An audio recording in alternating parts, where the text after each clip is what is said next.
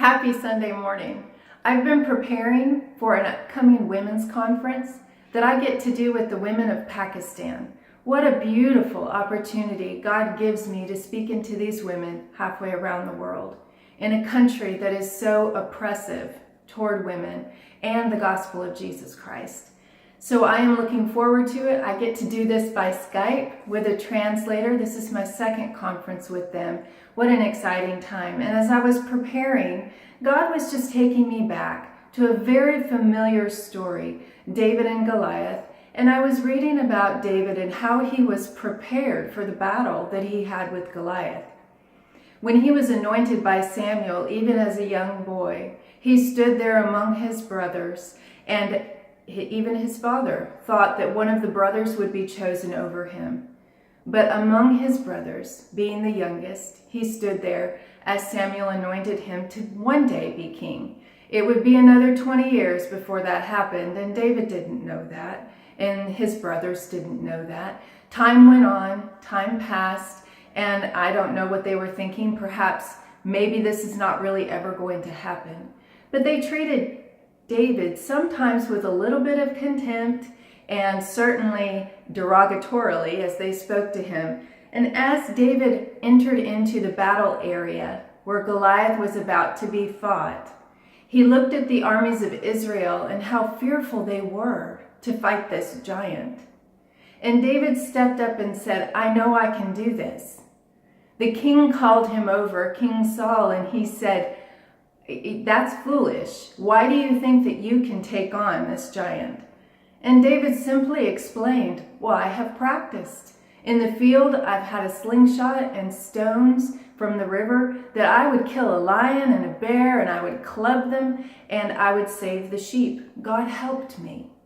And this giant is defying the armies of Israel. He is defying God, and that same God that helped me kill the lion and the bear in the field will help me defeat this giant too. I can imagine King Saul probably was at his wit's end. He didn't know what else to do. No one else wanted to fight Goliath. So he went ahead and put this boy into the battle. And of course, God was with David, and Goliath went down. It's beautiful to watch what happened in David's life as he spent so much time with the sheep. Out there in the fields, he was actually spending time with God. And as he was training himself in using a slingshot, and as he was training himself in learning to play the harp, God was training him at the same time in his presence. Wherever David went, he brought the presence of God, and there was victory because of it.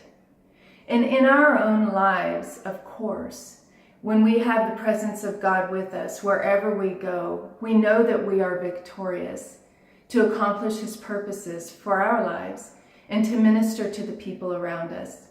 I'm reminded of a quote by Brother Lawrence.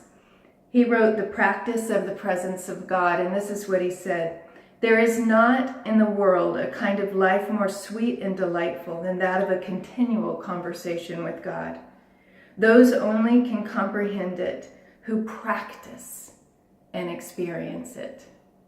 I was thinking a little bit about some of the things that I have practiced over time. When I first started writing, God's anointing was on it and He was pouring into me, but it took practice on my part. It wasn't until my fourth book that I really began to find my voice. People ask me all the time, "I've got something in my heart, how do I begin?" And I'll say, just write. Just start writing. Spend time with the Lord, spend time in His Word, and just start writing.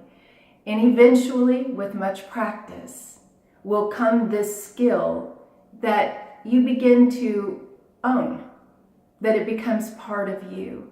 So with the anointing and the presence of God, I write now with a voice that is my own, that I am comfortable with, but it took practice. I'm also reminded, I'm going to tell on myself on this one. I remember when I first heard my pastor preach with a translator. And I watched him do that and I thought, oh my goodness, if I'm praying for platforms and for doors to open around the world for me to preach the gospel, then I need to learn to work with a translator. And of course, I didn't have opportunity at the time and didn't have anybody to work with me. So I thought, well, I'll just practice on my own. So I started preaching. I'd walk around the house and I'd preach a sermon and I'd pause after each line, waiting for the translator to translate my words and working on not forgetting my train of thought from one line to the next. And here we are. God has opened a door. This is the beginning. And now I'm working with translators as they speak Urdu to the ladies in Pakistan as I'm speaking. And what a beautiful opportunity it is to actually get to do what I have been practicing doing on my own. So there are things that we practice to be better at, and we practice the presence of God in our lives. My prayer for you today, as you go to the house of the Lord, is to enjoy His presence. Learn to live in Him. Learn to move in Him. That you become so skilled in being in the presence of God that wherever you go, there is a beautiful fragrance that emits from your life because of Him. Have a great day, and I'll see you next week.